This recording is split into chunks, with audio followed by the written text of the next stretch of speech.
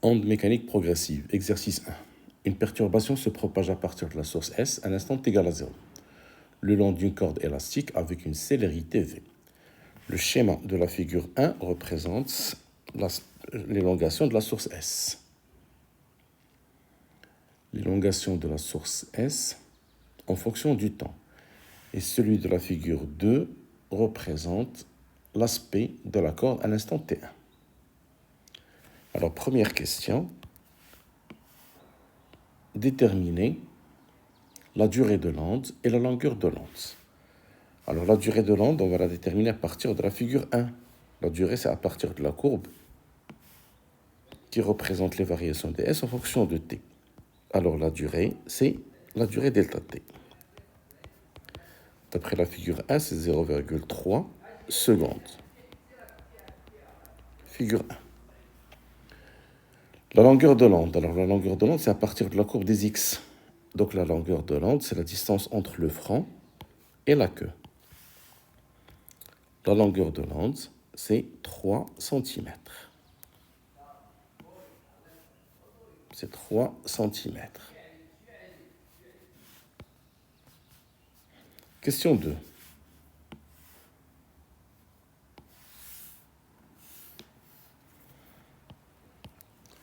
Question 2, déduire la célérité. Alors, la célérité V, c'est la longueur de l'onde sur la durée de l'onde. Donc, V, c'est la longueur de l'onde sur la durée de l'onde. Donc, c'est 3 fois 10 à la puissance moins 2 sur 0,3. Donc, la vitesse V égale à 0,1 mètres par seconde. Question 3. Déterminer la distance parcourue par l'onde à l'instant T1. Alors, sur la figure 2,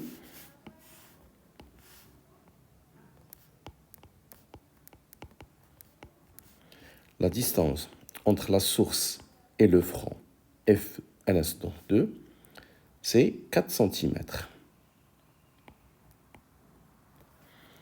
Donc, la distance traversée à cet instant, c'est 4 cm. Et déduire l'instant T1. Alors, l'instant T1, c'est à partir de la vitesse. On a la vitesse V, c'est la distance SF1, sur T1 moins T0. Donc, T1 égale SF1 sur V plus T0. Application numérique. T1, alors la distance F1, c'est 4 cm, 4 10 moins 2, sur 0,1 plus 0.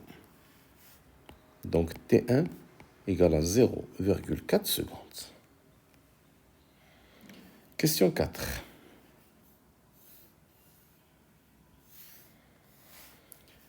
Alors, question 4. On considère un point M de la corde situé à 6 cm de la source. Calculez le retard temporel de ce point. Alors, la vitesse V, c'est la distance entre SM sur le retard de M par rapport à S. Donc, le retard, c'est la distance SM sur la vitesse. Application numérique. La distance SM, c'est 6 cm. La vitesse, c'est 10 moins 1. Donc, le retard taux, ça fait 0,6 secondes.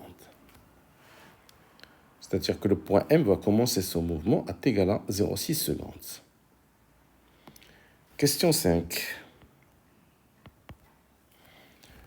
Écrire l'élongation de M à un instant t en fonction de celle de S.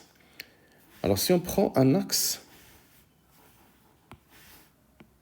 de propagation,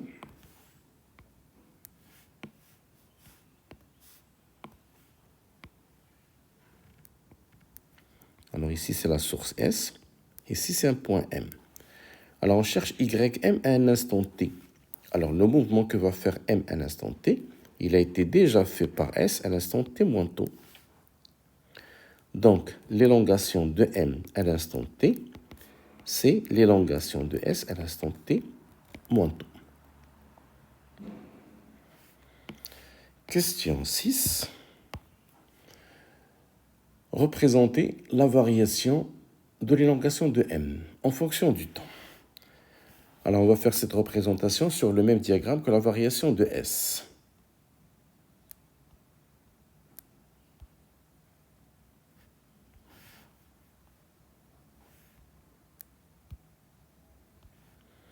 Donc, on va prendre la courbe de S.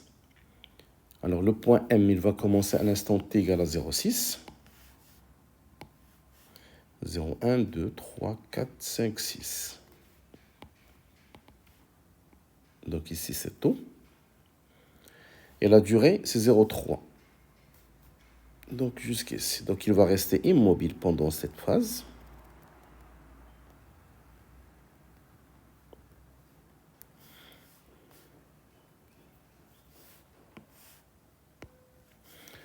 Après, il va monter pendant une division.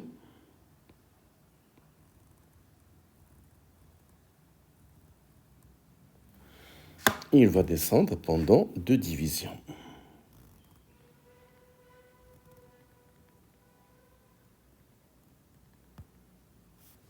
Et après, il va rester immobile. Donc, c'est YM. Donc, c'est une translation de YS. Question 7. Représenter l'aspect de l'onde à l'instant t égale à 0,6. Alors, l'aspect à l'instant t égale à 0,6, il faut déterminer la position du franc à cet instant. Je crois que 0,6, on l'a déjà utilisé avant. Alors, le franc, ce sera au point M. C'est à 6 cm. Alors, AT égale. À l'instant t égale à 0,6 secondes. La distance entre la source et le franc, c'est la distance entre la source et le point M, qui était 6 cm. Donc, on va représenter cet aspect sur la figure de l'aspect à l'instant T1.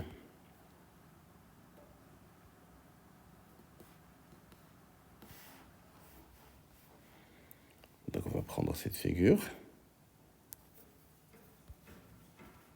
Voilà, à l'instant T1. Alors, le franc sera à 6 cm.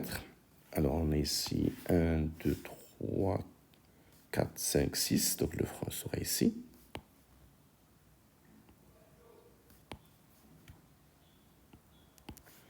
Un, 2, 3, 4, 5, 6. Le franc sera à 6. Et la queue sera à 3. Parce que la longueur de l'onde, c'est 3. 1, 2, 3. Donc, la queue sera ici.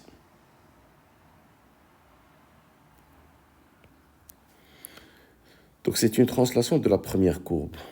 Donc, il sera de cette forme.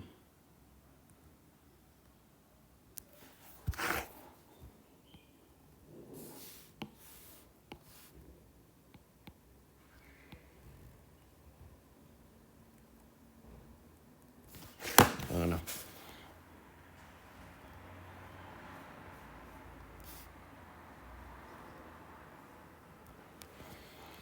Donc, c'est l'élongation à l'instant t égale à 0,6. Voilà.